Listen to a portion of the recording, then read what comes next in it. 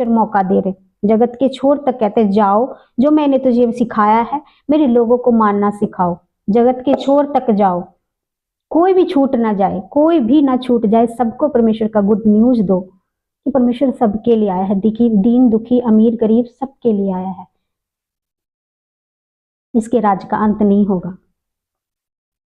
सो परमेश्वर आप सबको बुलाया है, आप सब ब्लेस में से हो कि परमेश्वर के राज में आप सब ने एंट्री कर ली है, आप सबको टिकट मिल गया है, आप सब परमेश्वर के हेवन के लिए आप रेडी हो चुके हो, परमेश्वर आप सबको अपने पास ले जाएगा। हम सब कहते हैं ना परमेश्वर हमें देखना है आपको, परमेश्वर को आप दिन रात देखोगे, परमेश्वर आपके सामने होंगे।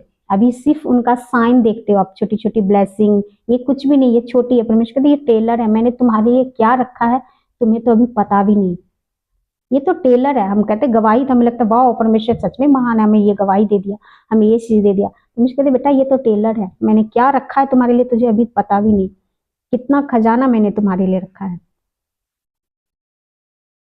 और जब इस चीज को लोग जान जाते हैं, समझ जाते हैं, तब परमेश्वर को नहीं छोड़ते, परमेश्वर में और बढ़ते हैं और बढ़ते हैं। ये संसार की चीजें तो उन्होंने वादा किया है, ये साइन है, ये हमें इसलिए देते हैं कि हमें साइन देते हैं, इसलिए नहीं देते कि हम बड़े बाप महान है यीशु मसीह, वो इसलिए देते हैं हमें कि साइन, ये साइन देते हैं कि मैंने आगे भी तुमसे जो प्रॉमिस किया है ना, मैं तुझे स्वर्ग ले जाऊंगा, स्वर्ग ऐसा है, स्वर्ग वैसा है, मैं तुझे यहाँ रखूंगा, तुम्हारी उम्र हजारों साल की होगी। आज यहाँ इंसान की 100 साल उम्र हो जाए तो कहते वाव बहुत जी गया वो इंसान। परमेश्वर कहते तुम्हें मैं हजारों साल तक जीवित रखूंगा, तुम चिरंजीवी रहोगे, तुम्हें आनंद दूंगा, मैं अनंत जीवन दूंगा, दीर्घ आयु दूंगा।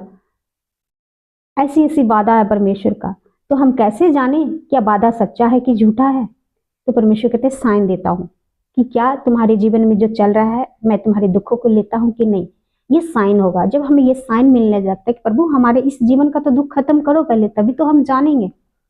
तो परमेश्वर हमें ये साइन देते हैं कि रोग है, बीमारी है, चिंता है, डिप्रेशन है, कुछ भी है, वो परमेश्वर हमारे दूर करते हैं और हमें वो साइन देते हैं वचन के द्वारा। परमेश्वर का एक एक वचन सच्चा। परमेश्वर कहते धरती आकाश टल जाएगी लेकिन मेरे वचन का एक बिंदु भी नहीं टलेगा, ये सब पूरा होगा जो उनका प्रॉमिस है। इस बाइबल में फुटप्रिंट है ना नीचे, उस दिन क्या नाम है अनु बेटी ने क्वेश्चन किया था कि ये फुटप्रिंट में नीचे क्या लिखा होता है। हाँ, जो कुछ बाइबल में लिखा है ना, वो बेटी ने कहा कि यहाँ पे क्रॉस बना है, कहीं पे फूल बना है, इसका क्या मतलब है? छोटा छोटा जो बिंदु है, क्रॉस है, उसका क्या मतलब है? उसका भी मतलब है कुछ भी होए बगैर इससे पूरा नहीं टलेगा। परमेश्वर कहते सब कुछ पूरा होगा। धरती आकाश टल जाएगी क्योंकि परमेश्वर जब आएंगे तो ये टल जाएगी, ये पुरानी धरती पुराना आकाश खत्म किया जाएगा और नया बनाया जाएगा परमेश्वर के लोगों के लिए। तो परमेश्वर ने कहा कि ये टल जाएगी, ये परमानेंट नहीं है। जिसे हम देख रहे हैं ना धरती आकाश, ये परमानेंट नहीं है, ये टलेगी। लेकिन परमेश्वर कहते मेरा वचन नहीं टलेगा पूरा हुए बगैर, एक भी मेरा वचन पूरा हुए बगैर नहीं टलेगा, सब पूरा होगा जो इसमें लिखा हुआ है। इसलिए परमेश्वर कहते हे बोझ से थके हुए लोगों मेरे पास, मैं तुझे विश्राम दूंगा, आराम दूंगा। विश्राम हम कब करते? जब हमारा काम खत्म हो जाता है तब हम कहते हैं हम आराम करेंगे। इससे पहले हमें बेचैनी होती है, हमें आराम नहीं मिलता है। परमेश्वर कहते आओ मैं तुझे आराम दूंगा, इस लाइफ में भी और आगे भी।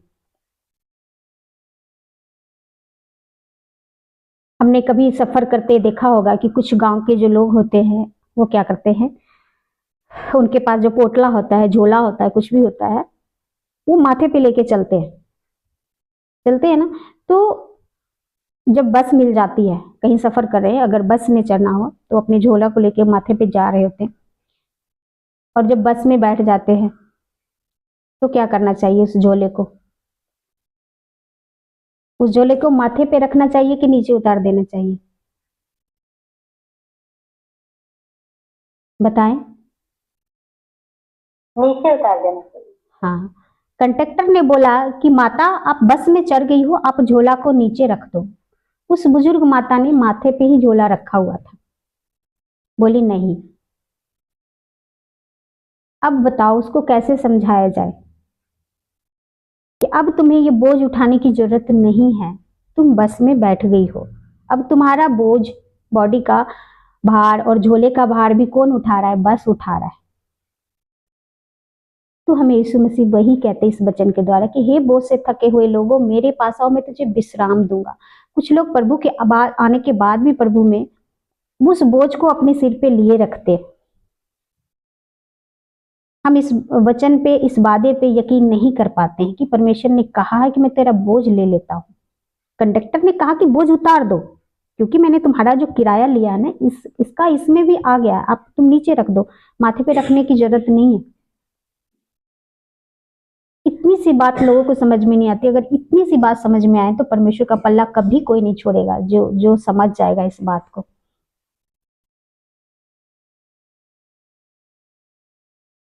और उस टिकट की बात है कि बस में जो औरत चढ़ी उसके पास टिकट नहीं है। परमेश्वर ने मैंने वो टिकट का मूल्य भी तुम्हारे लिए चुका दिया है।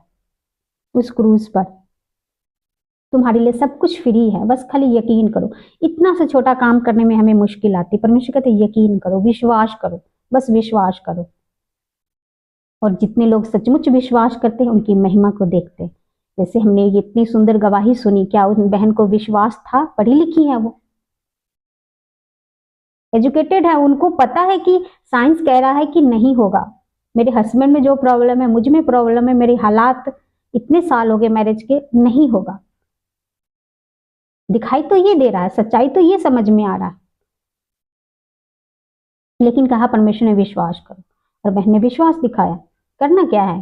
अगर हम नहीं भी विश्वास करें तो भी हम उसी कंडीशन में जी रहे, तो क्यों ना हम फेथ करके देख ले, क्यों ना हम उम्मीद करके देख ले थोड़ा सा। परमेश्वर ने कहा कि जब तुम मरियम बोली मेरा भाई मर गया है, उससे बदबू आती है, 4 दिन हो गए मरे। परमेश्वर ने कहा अगर तुम विश्वास करेगी तो परमेश्वर की महिमा को देखी। हमारा हालात चाहे कुछ भी कह रहा है कि ये नहीं हो सकता, ये असंभव है, हम इंसान है ना, इंसानी सोच जो कहता है,